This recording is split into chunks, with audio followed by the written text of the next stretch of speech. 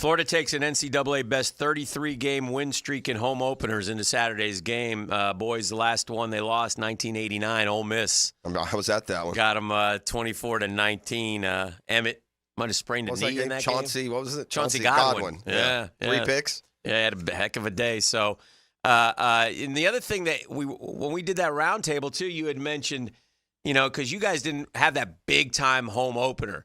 And Spurrier kind of poo-pooed it as he would because you know how coach feels. Well, if you can't get ready for a game, you got to get 12 opportunities a year, So I get it, but for the guys, for the kids, they got to be juiced up and ready to roll here, right? No doubt. Yeah. I mean, I saw the stat our boy David Waters put out on Twitter the other day that Florida is an underdog in a season opener in the Swamp for just the second time since 1970. Wow. I think that speaks to your point about really not having played any real competition in home openers.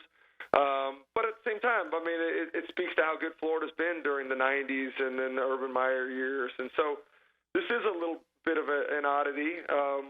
Florida had a competitive game with Utah a couple years ago coming to town, and Anthony Richardson was able to throw on the Superman cape for a night and rescue the Gators. But this feels a little different for a lot of reasons, just because of the expectation level that surrounds this Miami Hurricane team. You look at their schedule. It's not one of the more challenging schedules. They play in the ACC, so if they can get by this one, they got a really good chance to make a run to get to double-digit wins or more. So I think this has a lot of storylines around it, not to mention the pressure that I think is on each of these coaches. But this does it feels very special in town this week, and I love the fact that Florida didn't play in Week 0. Florida played Week 0 a couple years ago against Miami. That was kind of cool, but I think being able to sit back and watch what happened in Week 0, I think will benefit Florida considerably, and I think it makes us rethink the way that we're looking at different matchups and dynamics in this game on Saturday. You got when you start looking about the Swamp and not a young, but he's young overall, but he's got experience. But this Cam Ward character coming in here, who's really talented, obviously. But I was thinking back to Joe Burrow. He wasn't as good his junior year as his senior year at LSU, but the Swamp can. It's a different. They made Bo Nix look terrible that day. It's a different place to play. Those were young guys, though. And again, you lived it, so give me a feel for, why it affects the opposition. So, and I obviously we know the obvious things, but give me an idea of that home field. Well, let me answer that question first. Mm-hmm. It is one of the most iconic venues, and Coach Napier mentioned that in his press conference this week. It feels like a living, breathing organism on game days when you're coming out of that tunnel.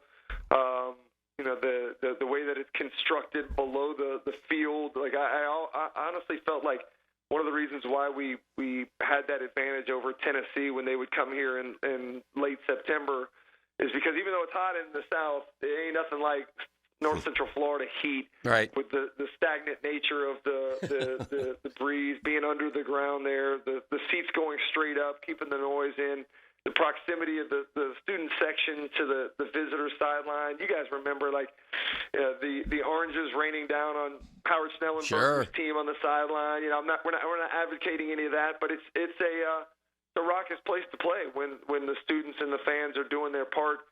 I think Coach Napier's engaged the fan base well. They've challenged them. They've let them know that this is not us as a team going to take on the Hurricanes. This is us as a Gator Nation going to do it together. And I think just kind of reminds me of the Auburn game a couple years ago when I think it was Dan Mullen engaged the fan base and asked them to come out and make the Swamp intimidating again. I feel like that's what we're in store for. Now, to go back and answer your other question about Cam Ward, I'm with you. Cam Ward's been great everywhere he's been, but he hadn't played in the SEC. He hadn't played in a venue like what he's going to play in. Joe Milton made his first career real road start in an intimidating environment last year here in the Swamp and looked like he'd never played football before. I just have a hard time believing, especially after I saw what DJ Uiagalelei did. Everybody talking about Florida State and plugging DJ in and how great this offense is going to be. We have no idea what Cam Ward's going to look like in this offense. We have no idea what he's going to look like with new teammates around and receivers he hadn't played with before. I just think to come in and start talking about him, dominating in a place like the Swamp is really naive and irresponsible to some degree. Well, it leads to my question, and I'll take off the orange and blue glasses here for a second. Is the right team favored? Cristobal and Napier's progress is, measurably pretty close. One of them's at home. One of them has an experienced quarterback, in the element. Yeah, on paper, though, along those lines, Chris, on paper, isn't Miami better on paper? Yet, and then we'll let you ultimately answer a question, Chris. And yet, Miami may be favored, but if you look at like the analytics, the power index percentage, the chance of winning, they're the it says Florida 58%. So that seems like a Vegas thing more than a football thing, to my point. Well, remember, the Vegas line is designed to tap into the feel of the public markets to try to get even betting on both sides. I think everybody I talk to, I'm so tired of hearing from friends of mine that are outside of the Gator fan base that tell me, oh, is your coach on the hot seat? You guys are going to have a hard time winning 6 games this year. You know what? I've been around this team in the spring. I've been out to practice multiple times this fall. I've watched scrimmages. This is not last year's team. This is not the feel around last year's team. This is not the talent of last year's team. This is not the inexperience of last year's team. There's new coaches around as well. This has a very different feel. And when I came on, Coach Napier's sound was talking about how excited he is to go watch his team play. Like, he genuinely likes this team. And I know a lot of people talk about being optimistic and what they want to see, but I've talked to him a bunch since the spring, and I legitimately feel like this is a team that he feels like is a lot different. And I think they kind of relish being the underdog. It's the same storyline everywhere you go, is just how bad Florida is. Well, your basis of how bad Florida is based on last year. It has nothing to do, because there's very few people that have had the access that I've had to seeing what this team looks like in 2024. It really is such a, all or nothing game, though, isn't it? I mean, it's just so much.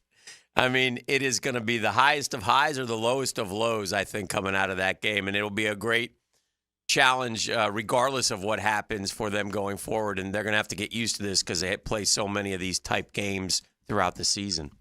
It is a great warm-up to the season. Yeah. Unlike Florida State playing a conference game in week 1, this one does not matter as much, you can say, I guess. And honestly, it matters a ton to Miami, because I talked about their schedule. Like, if they don't win this game, if they weren't, does a 10-2 Miami team get in that doesn't win the ACC and loses to say Clemson and Florida? I don't know if that same resume would hold weight with the committee like it would 10-2 in the SEC. But it's a great tone setter for the season. It also is one of the keys to Florida having the kind of year that they need to have, a bounce back season. They got 7 home games. You got to win your 7 home Good point. games. You got to win at least 6 of those home games, and you have to win early, because the season gets more challenging in the second half of the year. This Miami game falls into both of those categories. Before we let you run, Chris Doering, our guest, as he is each and every Tuesday, what surprised you mostly about the FSU Georgia Tech game? Most of the folks that we've talked to kind of the trenches were shocking. That we just couldn't believe Georgia Tech took it to FSU. That was the surprise to me. The overall physicality. Yeah. You would say for the totality of the afternoon that it was Georgia Tech that was the more physical team. I think Florida State defensively is better than what they showed. Yeah. But I also think maybe they don't know who they are yet as a team. I think Georgia Tech, credit Brent Key. Brent Key did a great job of putting together a game plan that played to the strengths of who his team were, and to reiterate to them, this is who we are all season long. We're going to run the football. We're going to be more physical. We're going to play great defense. And that thing looked nasty early on. I mean, Florida State goes right down the field and scores. Credit to Georgia Tech for being able to not only come back and answer that score with one of their own, but also, making some adjustments to make it much more difficult. For Florida State score 13 points the rest of the game after having the touchdown, the 2-point conversion. So I think at the end of the year we'll look up and Georgia Tech will be a better team than what we thought they were going to be heading into last week. Great stuff as always, man. Appreciate you so much. Nobody does it better than Chris Doering, and he joins us each and every Tuesday. We appreciate you, Chris. All right, Thank you, Chris. Let's get it going. Yeah, All right, here let's we go. go. Talk to you next week. It's the There he Doering goes. Report every Tuesday morning. Hey guys, Taylor Dahl here. Thanks so much for checking out our 1010XL Florida Gators page. If you're looking for more Florida content, subscribe now. But if you're looking for some professional football, NFL content, head over to our 1010XL Jaguars page.